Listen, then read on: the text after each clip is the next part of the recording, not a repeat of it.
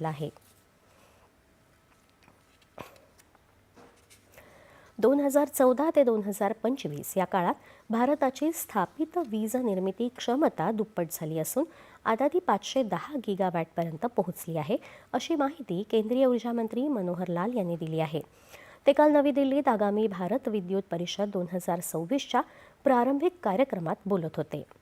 भारतानं ऊर्जा विपुलतेच्या नव्या युगात प्रवेश केला असून विश्वासार्हता आणि टिकाऊपणा ही या युगाची वैशिष्ट्ये आहेत, असंही ते म्हणाले. वीज निर्मिती आणि उपभोगाच्या बाबतीत भारताचा जगात 3रा क्रमांक लागतो, असं त्यांनी सांगितलं. गेल्या 11 वर्षात बिगर जीवाश्म इंधन क्षमता 32% 52% पोहोचली आहे आणि स्वच्छ ऊर्जा संक्रमणाबाबत भारत जगाचं नेतृत्व करत आहे, असं त्यांनी नमूद केलं आहे. येत्या 19 ते 20 जानेवारी दरम्यान नवी दिल्लीत भारत विद्युत परिषद 2026 ही जागतिक परिषद भरवली जाणार आहे. याद्वारे धोरणकर्ते, उद्योजक आणि गुंतवणूकदार आणि या क्षेत्रातले तज्ज्ञ एका व्यासपीठावर येणार आहेत. विजेच्या समग्र पुरवठा साखळीबद्दल या परिषदेत चर्चा अपेक्षित आहे. भाजपाच्या राष्ट्रीय अध्यक्षपदासाठीच्या निवड